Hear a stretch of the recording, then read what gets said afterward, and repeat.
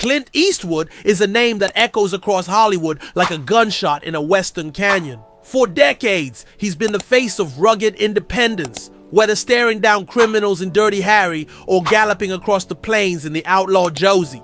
Wales. But beyond the movie sets and red carpets, Eastwood carries another identity, one rarely discussed in full detail. He is a guardian of automotive history, a man whose garage isn't just filled with cars, but with rolling chapters of American and European legend. These aren't mere trophies. Each machine in his collection holds a story of innovation, rivalry, or personal connection, from friendships with racing giants like Carroll Shelby to his decades-long bond with Steve McQueen. Eastwood's cars are living reminders of a Hollywood era when stars weren't manufactured. They were forged in grit. Today, we're taking a deep dive into Clint Eastwood's 10 rarest and most remarkable cars. Machines that aren't simply rare but nearly mythical. Some were believed lost forever, others tied directly to film history, and all of them say something about the man who refused to let them become museum pieces. Number 10. The 1951 Hudson Hornet is It's just an old sedan from the early 50s. To Eastwood, it's a reminder of his father's era, a time when America was still shaking off the dust of the Depression and stepping into the golden age of industry. But this isn't any Hudson Hornet. Eastwood's car is one of just 43 units built with the ultra-rare Twin H power package, a setup that gave it dual carburetors, hotter cams, and factory light and body panels. This was NASCAR engineering for the streets back when racing was raw and dangerous. Under the hood, the Hornet carried a 308 cubic inch straight six, producing 170 horsepower. Modest by today's standards, but in 1951, this car was humiliating early Oldsmobile V8s on the track. The true gem of Eastwood's Hudson lies in its racing history. It was once a Daytona Beach sand racer, back when stock cars literally ran along the shoreline. The car's original owner, a former moonshine runner, bought it directly from Hudson's racing program. When Eastwood discovered it decades later in a Georgia barn, mason jars of homemade liquor were still hidden inside the quarter panels, a ghostly reminder of its outlaw past. Restoration took years. Every detail had to be precise, from the paint, a unique dark green mix Hudson reserved for its factory races, to the carburetor tuning. Eastwood even brought in one of the surviving Hudson line workers from the 1950s, now in his 90s, to authenticate the original paint formula. This car isn't just rare, it's living, breathing American folklore, and Eastwood made sure it didn't fade into dust. Number 9, the 1964 Ferrari 250 GT Lusso. If the Hudson Hornet tells a story of grit, the Ferrari Lusso tells one of elegance. The 250 GT Lusso is widely considered one of the most beautiful Ferraris ever built, and Eastwood's particular example is beyond special. It's the last Lusso ever produced, stamped with engine number 5367. Even more intriguing is the Hollywood drama tied to this very car. In 1967, none other than Steve McQueen, the king of cool, tried to buy it from Clint, but Eastwood refused. At the time, McQueen was known for his love of sports cars, and losing this Lusso to Clint reportedly left him annoyed. It was one of many playful rivalries between the two men, both of whom defined masculine style in their own way.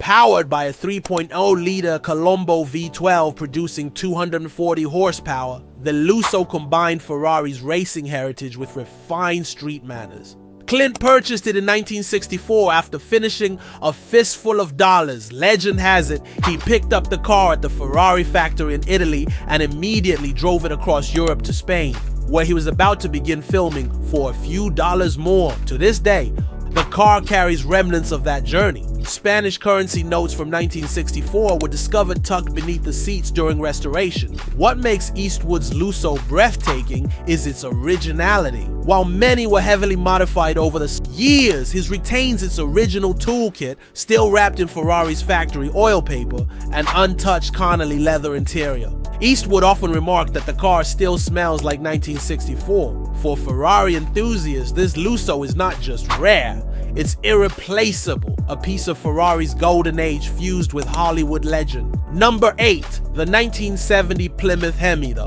Plymouth Hemi. Cuda convertible is the crown jewel of American muscle, and Clint Eastwood owns one of the rarest ever built. Only 14 rolled off the line in 1970, and just 4 with a 4-speed manual. His is the only one in plum crazy purple with a white interior, making it a true one-of-one. Under the shaker hood, the 446 Hemi pumped out far more than its rated 425 horsepower, with Eastwood's car dyno tested at 465. Found in Montana with just 16,000 miles and its original tires still on, the Cuda underwent a meticulous restoration by the very craftsman who built it. It's not just a car, it's a time capsule. Wild color, raw Detroit power, and pure rebellion, perfectly mirroring Eastwood's on-screen persona. Number 7. The 1956 Jaguar XKSS. The Jaguar XKSS is one of the rarest cars ever made, with only 16 surviving after a factory fire. Clint Eastwood owns the most unique of them all, the factory development model used to certify the XKSS for American roads. Essentially, a D-type racer disguised for the street. It packs a 3.4-liter straight 6 with 250 horsepower and Le Mans pedigree. Eastwood bought it in 1972 from a retired racer who had been casually using it as a daily driver. Hidden under the seats, mechanics later found timesheets from Riverside Raceway, confirming its competition history. Restored in British racing. Green, with framework verified by one of Jaguar's original welders, the car embodies both raw danger and refined elegance. For Eastwood, it's more than a collectible. It's a symbol of beauty balanced on the edge of risk, just like the characters he's famous for playing. Number 6. The 1963 Shelby Cobra 289 competition. Now we enter legendary territory. Among Eastwood's cars, none are as personal as his 1963 Shelby Cobra 289 competition. Only 6 were built, and his is the lone example fitted with an experimental aluminum head engine created for the Ford GT40 program. The story began with Carroll Shelby himself, who personally delivered the car to Clint in 1965 after watching him race a standard Cobra at Willow Springs. Shelby believed Eastwood had the skill to tame the beast, a rare compliment from the icon who built it. Packing 385 horsepower in a chassis under 2,000 pounds, the Cobra was brutally quick, even by modern standards. During restoration, traces of Shelby's presence remained. A cigarette burn on the seat from his nervous spectating, and a logbook filled with his handwritten notes. Eastwood once refused a $4.5 million offer for the car. For him, the Cobra isn't about money. It's about friendship, history, and the raw thrill of driving a machine with Shelby's fingerprints all over it. Number 5. The 1970 Ford Mustang Boss 429 prototype. The Boss 429 Mustang is already muscle car royalty, but Eastwood's example goes beyond legend. His isn't just any boss, it's the prototype Ford built for promotional photos and engineering validation. Only the first 10 cars received that treatment, and Clint's is the lone unit sprayed in a one-off shade of grabber blue that never reached production. Beneath the hood lies Ford's NASCAR-bred 429 cubic inch V8, officially rated at 375 horsepower.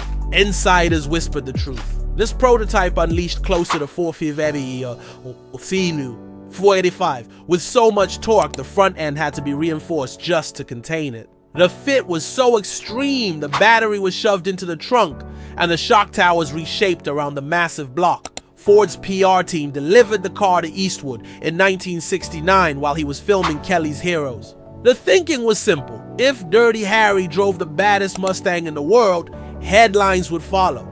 They were right. Clint was soon spotted cruising Hollywood streets in the Boss, cementing it as part of his rising public image. Decades later, restoration uncovered untouched relics of its past. Ford promo tags still zip-tied to the steering column, a grease pencil note under the hood listing photographer light settings from the original shoot. Restored to its exact August 1969 specs, the Boss remains a time capsule of Detroit's horsepower wars, and proof of how car makers once turned Hollywood stars into rolling billboards. Number 4. What did you know? 4. The 1957 Mercedes-Benz 300 SL Roadster, few cars can match the grace of the Mercedes-Benz 300 SL Roadster, but Clint's example is more than just beautiful. It's practically royal. His is one of only 29 aluminum-bodied 300 SL Roadsters ever built, making it lighter, faster, and rarer than the standard steel versions. And the backstory, pure Hollywood. This very car was originally ordered by actor Clark Gable, one of the most famous leading men of the golden era. But when Gable learned the wait time would be 18 months, he canceled his order. The paperwork, including Gable's deposit check, remained in the car's file, proof of what might have been. 2 decades later, Clint Eastwood acquired the car, unknowingly stepping into a legacy that tied 2 Hollywood icons together. The heart of the 300 SL is its 3.0-liter inline-6, featuring mechanical fuel injection years ahead of its time. Producing 240 horsepower, it was capable of over 150 miles, an astonishing feat in the 1950s. The aluminum body saves an additional 176 pounds, giving it sharper handling than its steel siblings. In 1977, Clint stumbled upon the car tucked away in a Beverly Hills garage, coated in dust but otherwise untouched. Restoration revealed even more surprises. This was the Paris Auto Show display car of 1957, still carrying its original show plaque hidden in the spare tire well. Bringing it back to life took 5 years. Mercedes specialists from Germany were flown in to handle the delicate aluminum panels. Even the paint had to be recreated precisely, using metallic silver powder mixed into the formula, just as Mercedes had done in the 1950s. The result was nothing short of breathtaking. For Clint, the car wasn't just a German masterpiece, it was a link between eras. A car that had once nearly belonged to Clark Gable and ended up in the hands of another Hollywood legend. Number 3. The 1967 Ford GT40 Mercedes Clint Eastwood's.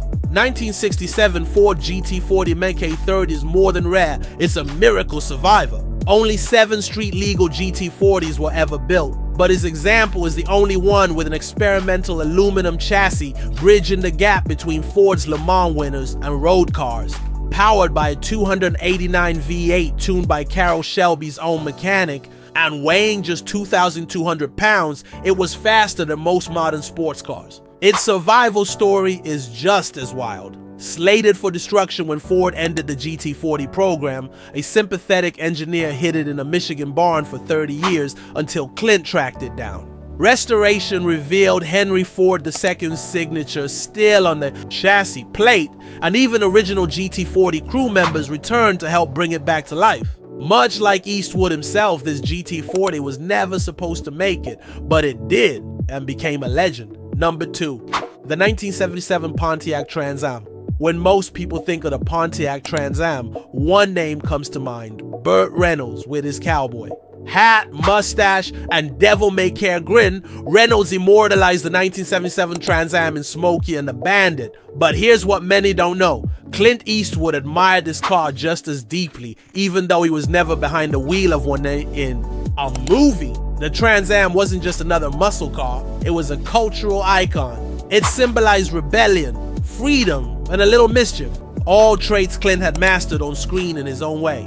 Imagine Eastwood in his Dirty Harry days, sliding behind the wheel of this black and gold beast, its roaring V8 daring anyone to get in his way. The car itself was more than 200 horsepower of American engineering, but its real magic was the swagger it carried. Clint reportedly loved the Trans Am, not only for its performance, but also for what it represented. A car that belonged to the people. It wasn't exotic like a Ferrari or unattainable like a Rolls Royce. It was an everyman's dream machine. Eastwood always had a soft spot for cars that weren't just garage ornaments, but working machines meant to be driven hard. She had a Trans Am fit that bill perfectly, and perhaps most fittingly, the Trans Am embodied the late 70s spirit of outlaws, highway freedom, and living life at full throttle. All elements Eastwood had woven into his on-screen personas for decades. If Reynolds had the car in the movies, Eastwood had it in real life, making this Pontiac a perfect example of Hollywood legends colliding through horsepower. Number 1. The Ferrari 275 GT B8, the very top of Clint Eastwood's collection, sits a masterpiece. The Ferrari 275 GTB. This isn't just a car. It's a rolling sculpture, an object of beauty crafted by the Italian masters of Maranello.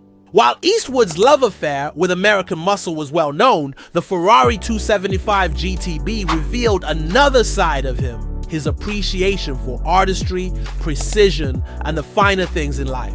The 275 GTB, designed by Pininfarina and powered by a 3.3-liter Colombo V12, was one of Ferrari's crown jewels in the 1960s. With its long nose, graceful curves, and rear-mounted transaxle, the car balanced elegance and raw power in a way few vehicles ever could. To own one was to make a statement, not just of wealth, but of taste. Eastwood's connection to Ferrari goes back to his years filming in Europe. While shooting the good, the bad, and the ugly in Italy, he was surrounded by a culture that revered beautiful machines as much as beautiful cinema. The Ferrari 275 GTB wasn't just a car he collected later, it was a reminder of that chapter. In his life, when a young actor from California was transforming into an international icon, what makes this Ferrari so special in Eastwood's collection is how different it is from the rest. While his Cobras and Mustangs were born from the grit of American racing, the Ferrari represented refinement. It wasn't about quarter-mile times or smoky burnouts, it was about grace, craftsmanship, and timeless design. Today, the 275 GTB is one of the most valuable classic Ferraris in existence, with some examples fetching over $2 million at auction. But for Clint Eastwood, the value was never in the price tag. It was in the story, the feeling of sliding into that leather cockpit, gripping the thin wooden steering wheel, and unleashing a V12 symphony down an open road. If the rest of his cars reflected Eastwood's tough, no-nonsense persona, the Ferrari 275 GTB revealed something deeper. A man who understood beauty when he saw it, and who wasn't afraid to embrace elegance alongside grit. Clint Eastwood's garage is more than a collection. It's a biography written in steel, rubber, and gasoline. Each car tells a story of friendships with legends like Carroll Shelby and Steve McQueen, of roles that defined cinema history, of a man who valued craftsmanship and power in equal measure. Unlike many Hollywood stars who collect cars as investments or status symbols, Eastwood's collection reflects authenticity. He chose vehicles that had character, soul, and purpose. From the rugged Mercury Monarch to the elegant Ferrari 275 GTB, his cars mirror the complexity of the man himself. Part outlaw, part gentleman, part artist, part warrior. In a world where many celebrities rent Lamborghinis for attention, Clint Eastwood built a garage that quietly spoke volumes. His cars weren't for showing off, but for living, driving, remembering, and honoring the eras they represented. As Clint Eastwood continues to be a towering figure in Hollywood, his automotive legacy stands as another testament to his philosophy. Life is not about flash, but about authenticity. And whether on the silver screen or the open road, Eastwood has always stayed true to one simple rule: drive your own path.